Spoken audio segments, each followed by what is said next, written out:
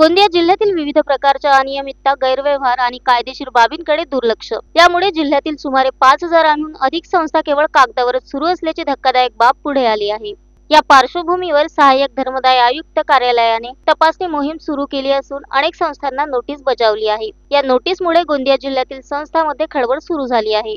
धर्मदाय आयुक्त कार्यालयाने जिल्ह्यातील गोंदिया, तिरोडा, आमगाव, अर्जुनी मोरगाव, सालेकसा, देवरी, सडक अर्जुनी, गोरेगाव यांसारख्या तालुक्यांमध्ये कार्यरत संस्थांची तपासणी सुरू केली आहे। विशेषतः शासकीय सवलतींचा लाभ घेतलेल्या संस्थेकडे अधिक लक्ष केंद्रित केले जात आहे। यात बऱ्याच संस्था केवळ नावापुरत्याच कार्यरत असून शासनाचे अधिक निधी डल्ला मारीत असल्याची माहिती सहाय्यक धर्मदाय आयुक्त दिशा पजई यांनी दिली आहे।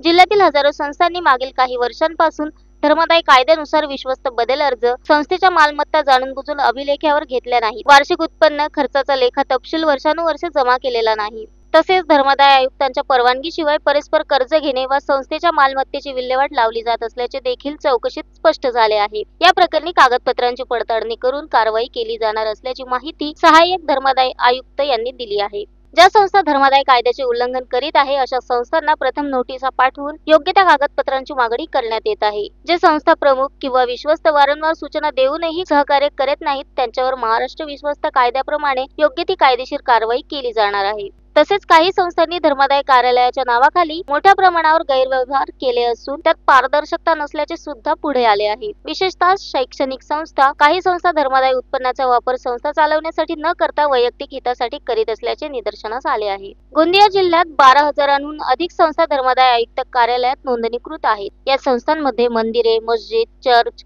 शाळा, महाविद्यालये, हॉस्पिटल, वृद्धाश्रम, अनाथाश्रम आणि अन्य प्रकारच्या सामाजिक संस्थांचा समावेश आहे। परंतु त्यातील काही संस्था प्रत्यक्षात केवळ कागदावर अस्तित्वात आहे। अशा संस्था वार्षिक उत्पन्नाचे अचूक लेखाजोखे सादर करत नाही आणि धर्मदाय कायद्याची सरळ पायमल्ली करत आहेत। आता अशा संस्थांवर कोणती कारवाई केली जाते हे पाहणे महत्त्वाचे ठरणार आहे।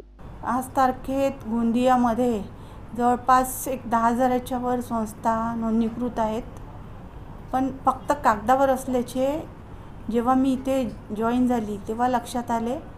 त्याच्यामुळे या संस्थांना त्यांच्या कार्याबाबत जाणीव व्हायसाठी नोटीस चालू केली।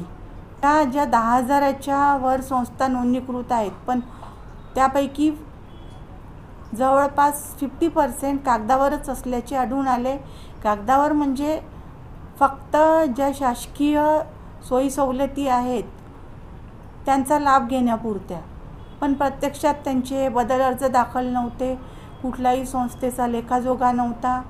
त्या संस्थांच्या अंडर ज्या शाळा, कॉलेजेस आहेत त्याची कुठेही परिशिष्ट 1 वर नोंद असल्याचे आढळून आले नाही। अशा संस्थांना सुरुवातीला नोटीस देऊन जे कागदपत्र आहेत ती पूर्तता करण्यासाठी संधी देण्याची प्रोसेस या कार्यालयातर्फे चालू झाली आहे। त्या बाबतीत विश्वस्तांनी काम चालू केलेलं आहे। त्यांच्यामध्ये जो ॲक्च्युअल ते जनतेच्याच पैशांनी लाभ घेत आहेत तो त्यांच्या ऑडिटमध्ये आल्याचं दिसून येत नाही आणि ऑडिटच दाखल नाही आहे। मी गोंदिया जिल्ह्यातील जेवढ्या नोंदणीकृत संस्था आहेत त्यांच्या विश्वस्तांना असे आवाहन करते की न्यासाच्या मालकीची जी मालमत्ता आहे, शाळा कॉलेज असो की बाकी कुठलेही, त्या तात्काळ परिशिष्ट 1 वर अभिलेखावर घेण्याची आपण प्रक्रिया चालू करावी, जेणेकरून ती न्यासाच्या मालकीची होईल। Sunil Kawade, the sting operation news, Gondia. The sting operation news, सत्याचे दुसरे नाव, अन्यायावर लेखणीचा घाव।